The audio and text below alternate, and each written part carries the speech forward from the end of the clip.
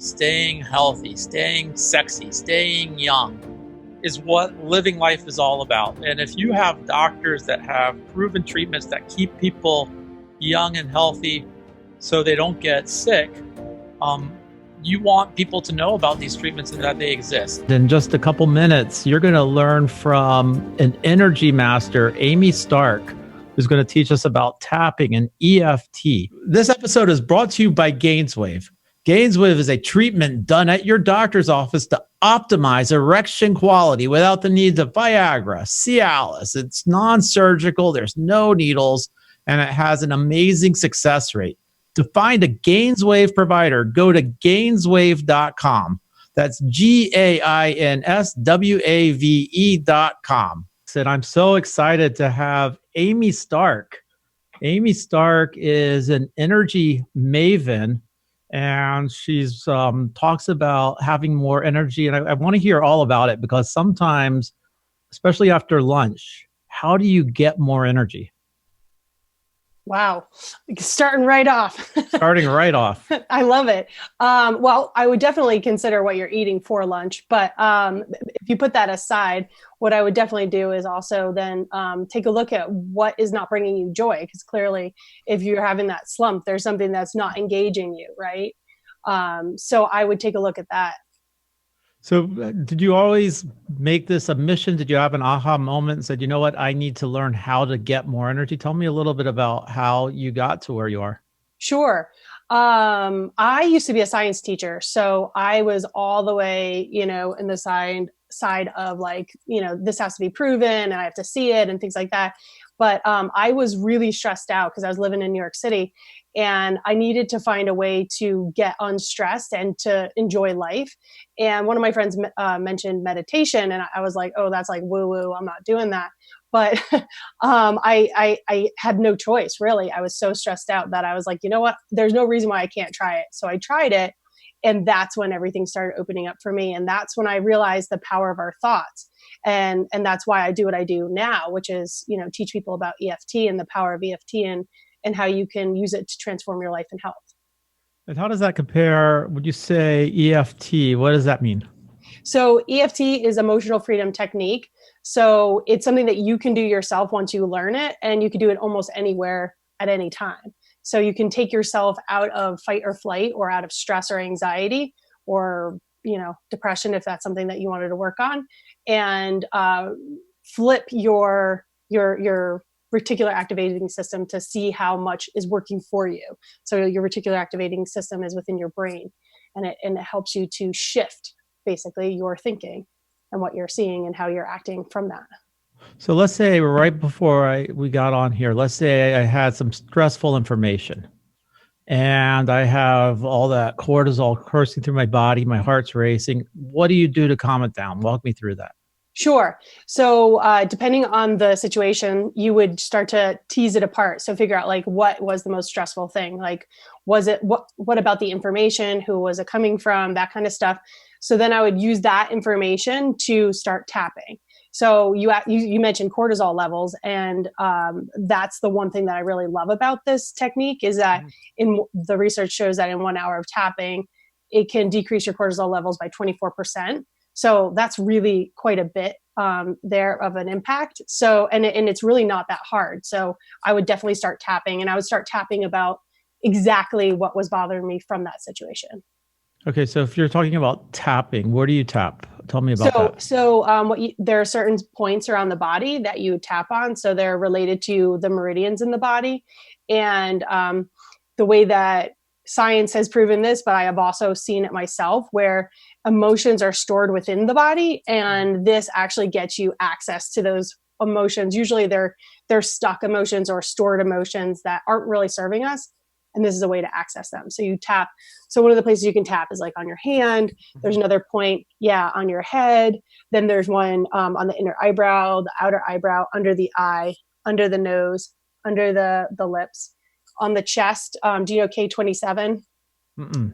So there's two points here, this part of the kidney meridian, and then the ones that are about where a woman would be wearing her bra. So let me ask you this. Have you ever been stressed out in public? Let's say you're in New York City, you're on a subway. Do you start tapping in front of people? So that's that. I get that asked a lot. So that might be somewhere where I wouldn't feel comfortable tapping. But what I would do is I would go to a bathroom, or I would do it when I was at home, and I would say, anything that had to do with the situation which triggered it. But if I was really that upset, I might even do it in public. I just would turn so that people couldn't see me. The hand one is really helpful for like when you're trying to hide your stress. I have a lot of people who do this underneath the table, or will go to the bathroom, at school, like the kids that I work with, they'll go to school and they'll tap. Did you teach your science class how to do this? No, I started meditating 13 years ago. So that was when I finished my science career teaching. Did something happen, or was it just stressed out living in New York City, or did you go through a lot of turmoil and you had to learn this on your own? Yeah, I was really stressed out. I was working in one of the most dangerous schools in New York City. And unfortunately, they didn't give us any tools like this. I wish they had. And my health really had taken a hit. So I was just so sick all the time, and I was so unhappy. And I actually had wanted to just end it all. And that's when I knew that I wasn't the type of person that would want to do that, and that there was something really, really wrong in my life. And I decided to start looking at that. So I started with meditation, and then it's evolved over time where because the meditation started out at 15 minutes, but worked its way up to 2 hours pretty quickly. And then all these gifts started opening up, and I could see energy, feel energy, know energy. And then I started getting curious. Where's the science? Because otherwise I felt crazy, because I used to teach science, and I can't be saying all this woo-woo stuff and helping people heal and seeing them heal right in front of me. So there had to be a reason. So that's why I started looking into that. So meditation's been around for thousands and thousands of years. I know the Stoics have been doing it, and but when you get into tapping, was it that the meditation wasn't working, or did you find that tapping worked differently? And where does tapping come from? So meditation's great for helping you know what to tap on, but if you don't know what to tap on, you still can tap. So you can say, even though I don't know what's bothering me right now, and you could do that with the tapping. But it came from about 20 or 30 years ago. There were people that were experiencing PTSD, like in war-torn countries, and they brought this technique to them, and they found that it was really effective. So they started doing research on that. And then they found that it can help with anxiety, weight loss, cravings, depression, PTSD. I mean, in my opinion, it's pretty endless what it can help with, because then you can start to move into the I don't feel worthy, I am not enough, whatever programs that you wanted to look at. So the reason why I found it was because doing so many energy healing sessions, I started seeing that sicknesses had patterns. Mm-hmm. And so one sickness would have a particular energy signature. And when I looked at that, I got really curious. I was like, that's so bizarre. I was not expecting that each disease had a specific signature. And I said, well, what is that about? What's a commonality? And it was the emotions. So then I was like, how do I get to the emotions and rewrite that within the person with them? And that's when I found E.F.T. It was around the same time that I discovered the science of E.F.T. So it was enough for me to be like, okay, I'm going to consider this, because it's goofy. Well, you hear a lot about like cognitive behavior therapy and looking at thoughts as just being thoughts and feelings and no more. But I think it's very hard for people when they're caught up in their emotions to actually realize that they're just feelings that are fleeting.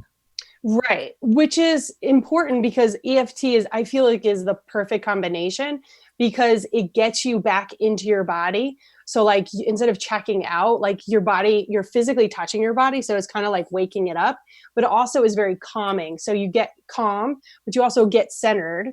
And then you can actually look at what is going on, and then you can address it.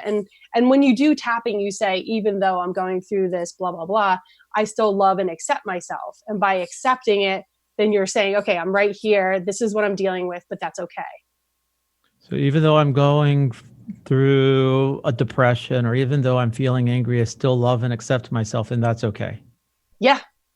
Really, because in order to move through anything, you have to accept it. You have to notice that there is a problem. Otherwise, you're avoiding it. You're checked out. You're not doing anything to help the problem. Tell me a little bit about your morning routine and how that sets you up for either a good day or a bad day. Well, so my morning routine is very different now than when I had, before I had a kid, but, I really make it, I really make an effort to get up early in the morning, and I love coffee. I've always meditated with coffee. So that's what I do, is I actually sit there and I review my day. And then I look at, what am I excited for? How is this working for me? What am I learning from it? That kind of stuff. And then if I come across something that is not congruent, let's say I feel like, I'm not worthy of doing that thing or something like that, I would tap. So I'll rewrite programs in my morning meditation, because to me, I'm like, why would I suffer any longer with that?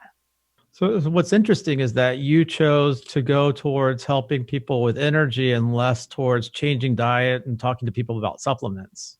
Why'd you make that choice? Yeah, I decided to do that because when you really look at the body and what it's doing, when it's in fight or flight, the energy is meant to go to the extremities to run away. And so the digestion is not happening, the healing is not happening, rest and digest. And so unless we can turn off the fight or flight, so like when you're in anxiety, you're obviously in fight or flight, or if you're in depression, it can trigger fight or flight, or not feeling good enough. Those are all things that are going to trigger the fight or flight, and the energy is going to go away from digestion. And I was that person who was taking the really high quality supplements, doing the organic diet and non-GMO, and even trying keto and other diets. And I wasn't getting the effects that I wanted until I realized I need to turn off the fight or flight. I need to get calm and centered, and then my body can rest and digest and assimilate those nutrients, and I can get the biggest benefit from everything that I'm doing. That's actually really interesting, because if you're anxious and you binge eat, or you're anxious and you have all types of problems with digestion, do you think that's why you see anorexia or you see people getting obese? Yes. So like I had mentioned, if you are running these programs that you're not feeling like you're good enough, it's going to turn on, let's say, anxiety, and it is going to create these habits that are not congruent with who we really are. And that's why we want to get rid of that trauma from childhood, or even it could be something that recently happened, so that we are not abusing the body. No, I was reading a study that says that people who show gratitude actually live longer. Now, you're a scientist. Can you explain, first of all, is that true? And if so, why would that be true? It is true. And I think you also live a lot fuller life if you're being grateful. And I'll tell you why. And I think you're going to be a lot happier, because they're starting to understand that the heart is the organizer of the field. So the heart is what is telling the lungs and the brain, and everything is telling the whole orchestra what to do, so that's in sync or coherent. And when we are saying what we're grateful for, we're creating a coherent field. And that is a field that has a better immune system. It has a better intuition. It has a higher connection with your higher self. So those are the reasons why we want to be grateful. But personally, I also experienced, that time when I was saying I was so stressed out, I also introduced gratitude at night. And it was something that helped me to fall asleep really quickly. And the reason that is because you realize you're okay. When you're saying what you're grateful for, you're like, oh, I have all these things. Something must be going right in my life, right? Like, I'm okay. I'm going to make it to tomorrow. And it sets you into a receiving mode, which is, also how you have to be for sleep. So I think that when you are constantly saying what you're grateful for, you're at a very high vibration. It's amazing whenever I'm depressed, I always think about people that have overcome amazing adversity. And also, I'm grateful for my kids. I'm grateful for my family. And I think about that, and it kind of changes the state. But sometimes, like when you're having racing thoughts or you're focusing on the negative, especially like at night when you're sleeping, how do you pull yourself out of it? You wake up at 3 a.m, you have racing thoughts. What advice would you give to somebody like that? Yeah, I personally am able to just tell myself, even though I'd like to be asleep right now and I'm not, I deeply love and accept myself. And that, because I've done so many sessions, really kicks me out of that fight or flight where like I need to take care of things right now. I can actually feel the energy moving. But I would also say, start listing what you're grateful for and you'll fall back asleep. Do you journal at all? I do. I have a blog, and I don't journal enough, but yeah, I do. Now, as a scientist, it must have been hard to, because you had certain beliefs, I guess, about the universe. And as a scientist, the way we look at traditional Western psychology, because I think this is a little bit different. Was it very hard to change your beliefs? No, because, and I got so lucky because I was seeing drastic changes in people when I would do energy healing. So people who had 70 years of an injury where they always had a limp, that going away and actually physically seeing the energy move, there were things that were unexplainable. And then that's when I was like, in order for me not to feel crazy, I need to find the science. And when I looked at the science, there's a book that I came across at the same time, which was by Bruce Lipton, Dr. Bruce Lipton. Do you know who he is? I don't. Okay. So he decided to take apart a cell. And so he figured out that the cell is actually sensing the environment all the time. And that actually we are a walking, talking antenna with the outside world. And that there are a couple of things that break that connection between the cells. And it could be emotions, it could be toxins, or a physical break from getting hit. So when I would do energy healing, I was helping to move the energy that was stuck. And when I moved that energy that was stuck, people got better. So it was kind of like a bunch of things that I learned all at once that helped me to form my belief. Now, I know we talked a little bit, we touched on diet and how diet affects energy levels. What's the best diet to maintain optimal energy? In my opinion, it's keto. Okay, I don't think strict keto, but for a long period of time. But I think low carb, where you're actually using more fat than carbs, I would suggest that. Okay. Did you start changing your diet at the same time you decided that you were going to accept more of the EFT? Well, so my diet started changing right when I started meditating. It was a natural progression, because when we sit down and we meditate and we start saying these things like, that I want to be a better person, you naturally start to look for the things that are going to make you a better person. And I believe that when you eat the shitstorm of chemicals that can be in like some of American food, you're going to feel that way. And so I naturally started gravitating towards greens and healthier options. And over time, I've definitely biohacked my body so that I know exactly almost every single time what's going to happen to my body if I put it in it. Now, you mentioned you're a mom. How old is your child or children? He's 5. He's 5. How do you teach him how to deal with stress? He knows EFT. So we taught him when he was about 4. So he knows how to use EFT. He knows what it's for. He knows how effective it can be. And he's taught his friends. But he also is just a pretty easygoing kid because I clear his energy every night. So the reason why he is so calm, I believe, has to do with the fact that he doesn't have other people's energy in his space. And when we're sensitive beings, we're energetic beings, people can get in our space. And that might be another conversation for another time, but it can be very irritating. How do you clear his energy? That's really interesting. So there's certain techniques that I go through where I same way that I would clear myself before I speak to you, or before I go and I do a session, or before I, really do anything in my day, I start out by clearing my energy. I just want to make sure that everything that's showing up today is me and not the programming from society and not the programming of what the other person wants or needs. So that really gets into something interesting, because a lot of who we are stories that we told ourselves from our youth, and then we get all these limiting beliefs. How do you go about using EFT to get rid of limiting beliefs? That's what I love. So there's one level of just management, right? Which we were talking about, like if you're stressed out after a conversation or things like that. But then there's a next level where you start looking at the ages of 0 to 7, some of your beliefs that you might have gotten from your family. And the way that you can find those, if you're not very intuitive, you can say, what's a theme in my life that really irritates me? Like, am I not making enough money in my career? And has this happened over and over again? On all accounts, should I be making more money? What you might want to do is then take a look at that theme and then look at your parents and look at your parents' history, because that information energetically gets passed down on the DNA. This has been proven through science. And it can end up in you. And then it's like causing all this stress within you, but it's not your true reality. It's not your truth. And so you can use EFT to say, even though I know I should be making more money and I'm not, I deeply love and accept myself. Maybe You could say, even though I believe that I have to be working really, really, really, really hard in order to make money, I deeply love and accept myself. And as you're tapping, layers are going to come off, and your fight or flight is going to turn off, and you're going to have more clarity. Your thinking goes from back here to up here.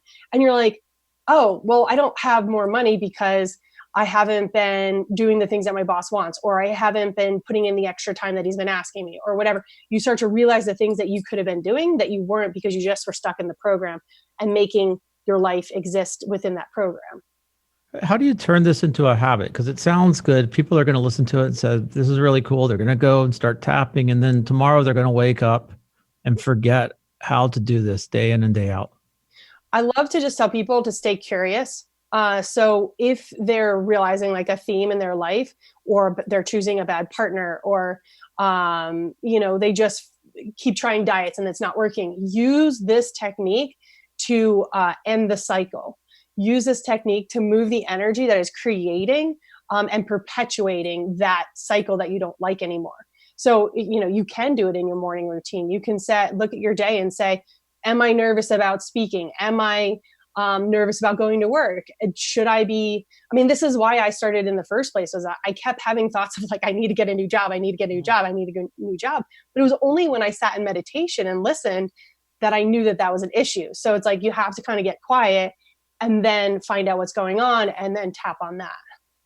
Do you still get anxious? Do you still have anxiety at all? Or is it completely gone? Very little bit. Yeah.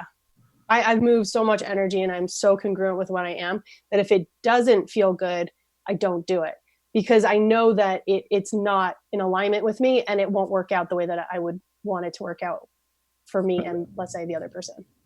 Do you have a background in psychology? I do. So I have a degree in psychology from Syracuse University. Awesome. So if somebody, when should somebody be talking to a psychologist? Should it be, should everybody be seeing psychologists, or is it something where it's acute, or or when they're going through a crisis? What's your thoughts on that? Right. So my thoughts on that are, use tapping for as much as you feel comfortable. Obviously, the larger traumatic things in life, you might want to work with somebody who is familiar with EFT, or go to see a therapist for that. But personally, I've seen so much transformation, and I've heard from my clients over and over and over again that I've saved 2 years of meditation, or of sitting with a therapist, or 5 years with a therapist, because we go right to the root of it. We pull it out. It's not something that's continually sending a signal to the body that they're in fight or flight.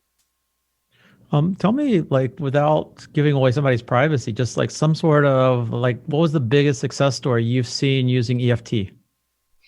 Here's a perfect example of somebody who had a lifetime of not achieving what they knew that was possible for them. So, and it started in childhood. And because I'm intuitive, I was able to peel enough layers to be able to see. So like when I'm working with somebody, I see pictures and images, and then I'll say to the person, this is what I'm seeing. This is what I'm feeling. What is this about? And when I was working with her, she wanted this particular job. And she's like, I don't know why I don't go for it. And as we peeled the layers, it turned out it was related to her being in second grade and having a chronic UTI infection, and nobody believing in her that she had an ability to be able to go to the bathroom when she needed to. They thought she was doing it for various reasons, whether it was for attention or she just wasn't paying attention. They didn't believe her that there was something wrong. And so she felt unseen, unheard, unloved even at times from people. And that set up a program of her not being good enough, or not wanting to rock the boat or step outside and say, no, this is what I really need. And she just believed that she was wrong. She believed that she didn't have control over her body or her life. And so by moving out that stuff, she, at the end, which is, so you take a scale of 0 to 10, at a 10, she believed she couldn't get that job. At the end, she said to herself, I have no idea why I ever could have thought I didn't believe, or I didn't deserve that job. And it was because, and other than, once she saw the session and what we talked about, she's like, I know it had to be that, because now I feel that I could go get that job. It's interesting because I think at the end of the day, all of us have some sort of deep insecurities, and it's very hard to dig that up and realize what's causing that. Maybe something happened at childhood, Um, if somebody's coming to see you, or like, first of all, how would they get in touch with you? Like, what is it that you offer to clients?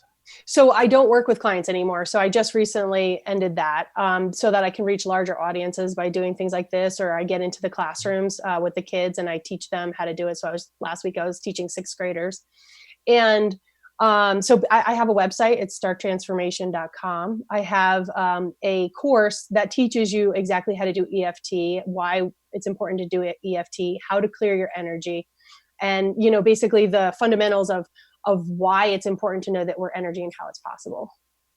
What do you think about like these guided apps or guided meditations? Do you meditate using a guided meditation app, or do you just I use a special CD that has specific music that puts me straight into the meditation.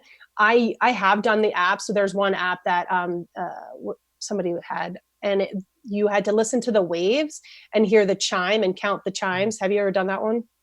No, I've done like Headspace, Calm, Okay. Yeah. Balance. There's a new. They seem to come out a new one every other week. There's a new one. Right. Yeah. And I feel like the amount of meditation I've done, because it could be 5 hours at a time, those are working meditations, but I like to kind of like biohack my meditation. And that's where I was using the waves that were going in and out and counting the chimes and getting a score and trying to beat that score.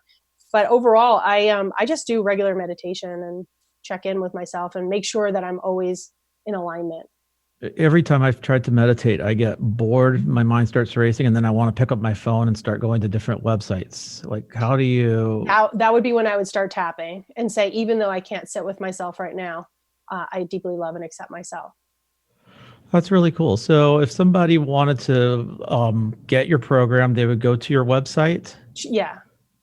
And if they wanted to find an energy master near them, is there resources, or what would they search for? What would they look for? You can actually find out on the E.F.T universe, I think it is, all the practitioners that are in the area, except for I'm not listed. But there should be somebody near them. There's lots of them.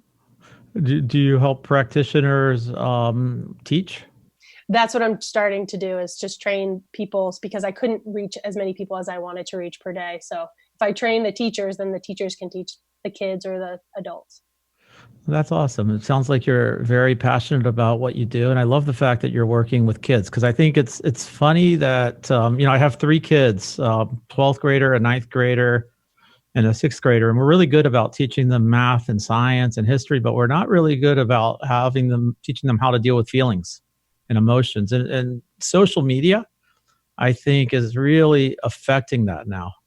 Yes, absolutely. It's interesting. The reason why I got into teaching the kids is because there's a correlation between childhood trauma and adults getting chronic illness, addiction, and mental illness. And so I figure if we give them this tool when they're young, we can change the future in terms of who's getting sick, how many addictions they have, and mental illness.